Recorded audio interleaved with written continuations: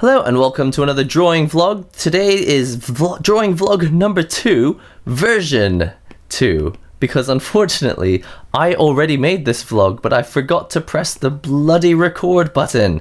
This red button here. Do not do what I did, which is draw an entire vlog on your iPad with your Apple Pencil and then completely forget this button. So, kind of annoyed with myself, but I actually don't really mind because it was good practice for me anyway, because what I would like to talk about today is drawing the body.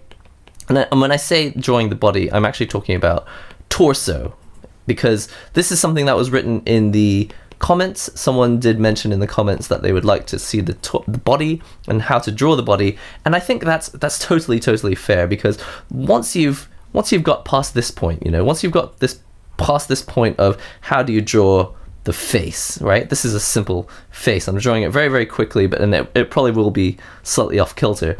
You need to know how to get the body right, because if you don't, you may end up with the neck too long, or the neck too short, the arms too wide, or the arms, too narrow.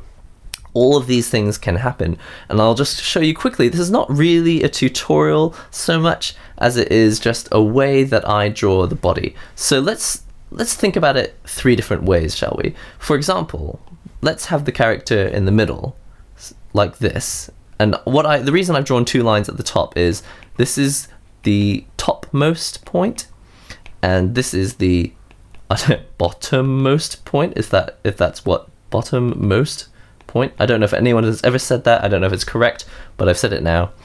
And essentially for me, the most important thing you can do at first is to eyeball it and check out where the middle of the top and the bottom points are. Because once you know where that is, you can kind of figure out where the pelvis is going to be. And for me, that's just below this point. And that's if you're going for a slightly more realistic look. If you want to go for the Sailor Moon look, feel free to put the pelvis here.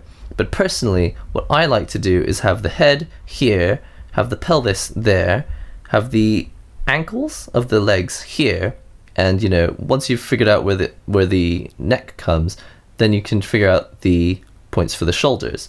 And essentially, if you look very, very quickly, I have already drawn a human figure very, very quickly. It may not come out perfectly in proportion, but if you had just drawn a head, and then drawn a neck, and then drawn the arms, and then tried to draw the body, and then tried to draw the legs, you end up not knowing what the proportions are going to be, whether the size of the shoulders or the shape of the hips. That sort of thing is really important. But already, because of the drawing that I've done in the middle, I can already be fairly certain that, I'll be able to draw a moderately feminine looking character by having a torso which is just wider than the head, but with hips that come out wider than this upper part of the torso. I can't remember what it's called, bust maybe.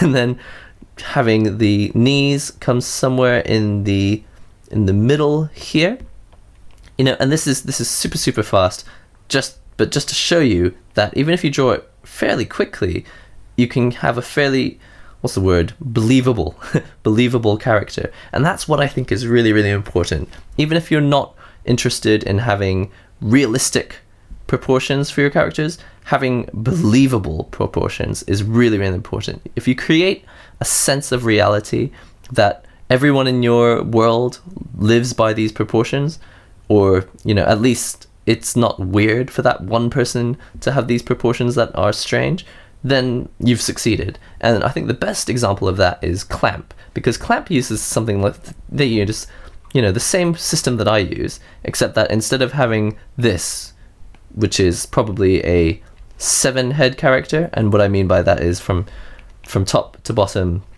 you would be able to fit 7 heads in. With Clamp characters, I think you're more likely to see something like a 9-head character.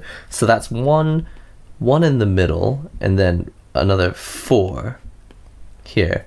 And that means that the character size of the size of the character's head will necessarily be quite a bit smaller. But then from that point, it's exactly the same process as what I've just been through. This is the head, this is the neck, this is the shoulders, pelvis, and already we've mapped out a way of understanding the size and shape of our characters in a way that won't get us lost later on. See, now I know that this character is going to be clamp style because he's got a smaller head and what looks to be a fairly long body. So that may not look very exciting, but if we just try it again with slightly less rushing, I will just draw my top line here and draw my bottom line here, my line in the middle, and let's do a 6-head character, slightly younger, because basically, you know, we could talk about this for ages, but in terms of age, you could have a really young kid and their head would be this big, their torso would be about this big, and their legs would be about this big, and then it would look like a kid. But if you have if you're going for most popular anime styles, especially ones that focus on high school students, you're most likely to end up with a 6-head character. So this is the height of the head, and I'll make it mostly oblong shaped because that's actually what happens with the head. Maybe if you look at the head from the side, it's got a cranium and it's got a bottom part, but from the front, it's more oblong shaped. And then once I know where the chin is going to be, have the neck come down, and then I know that the pelvis is going to be somewhere here, just below the halfway point. And something that I do, which helps me out, is I actually draw where I don't know if you call this the belly, the stomach area. I just draw this little V shape here because I need to know where the pelvis ends. Once I know that, I can start going in here and eyeballing it for how wide I want the body to be. I want it to be wider than the head. I think characters that don't have shoulders wider than the head look a little bit strange, but remember, it probably isn't much wider. The body may be like this, but what makes it actually go wider is the shoulders. These shoulder bones here, I don't know if they're called shoulder bones or the ball and socket joint. This part does not line up. How do you explain this?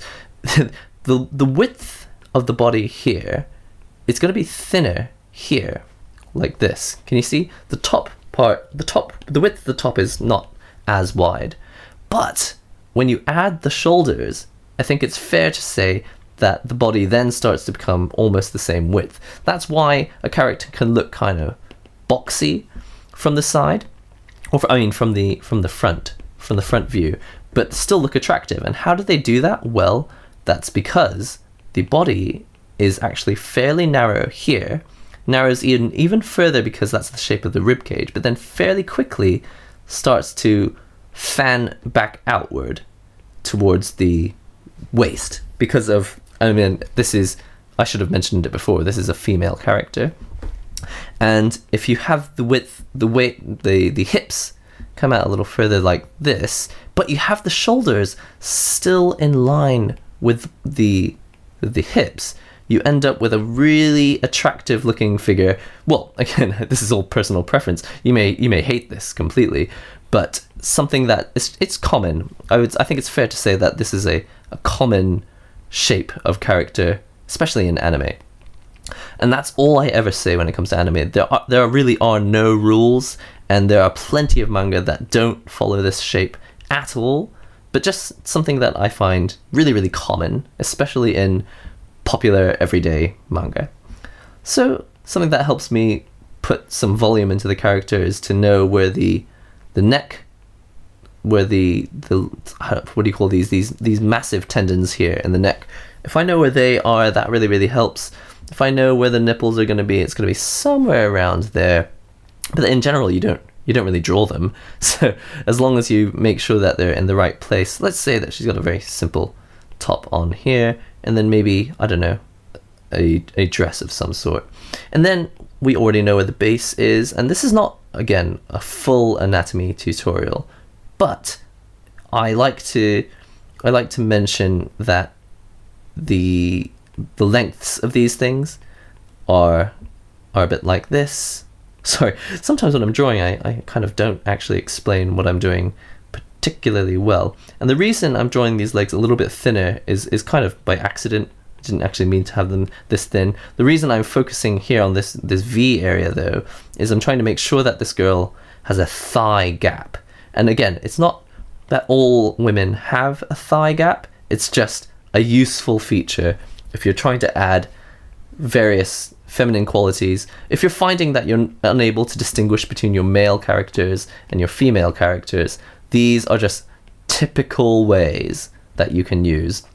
And then, of course, once you've actually drawn the clothing, you can go ahead and erase this stuff. This is not even necessary.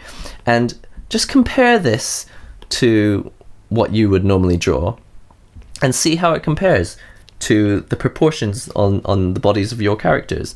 Does it look better? Does it look worse? Try using this method and see if it works out for you.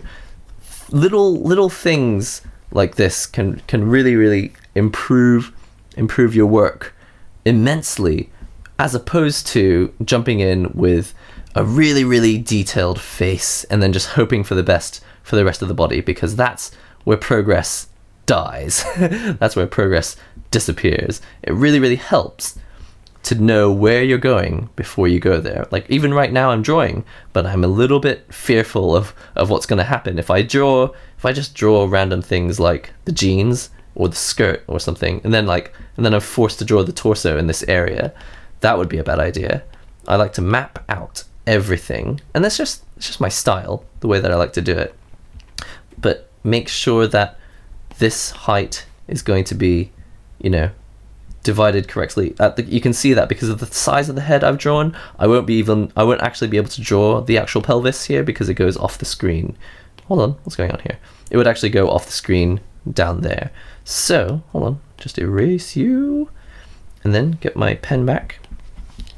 I won't actually be able to draw that, but I can suggest where it would probably go in that direction.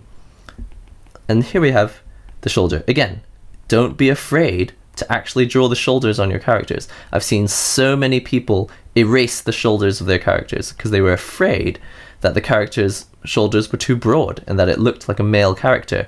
And that is not the problem. The problem is not that the character has broad shoulders.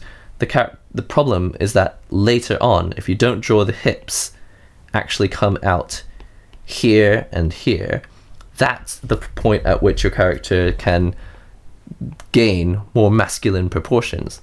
Wider hips, narrower here. And if you're drawing typical male characters, it's fair to say that sometimes they're equal here on the body, so that the shoulders are here, the body's like this, and then on the hips, they're not as pronounced coming outward, and then the legs coming down. Okay, that was maybe a little bit too brief, but again, this wasn't actually supposed to be a tutorial. This is supposed to just be a quick look at how to draw a torso, and maybe just a few hints and tips that may help you. I'm going to probably stop drawing now because I don't want this video to go on too long, but as you can see, this is how you would go about starting to draw the torso of your character. I could go on for years and days, months about this one topic, but I'm not going to. I'm going to end it there. So if you liked this video, I would love if you would just click the like button or even subscribe to the channel if you're not yet. And don't forget to share this video with people that you think might like it. And I'll just write it down again, comment. Leave me a comment if you have any advice or anything, requests that you'd like to see on the rest of this show. I'll do vlogs as often as I can, but I do forget about drawing all the time, and I'm very capable of going, an entire week without drawing, which means I will completely forget everything that I've drawn and end up starting from zero again, which sucks. So hopefully doing these vlogs will encourage me to draw as often as possible, and I will see you later. See you in the next Nihongo Gamer video. Bye!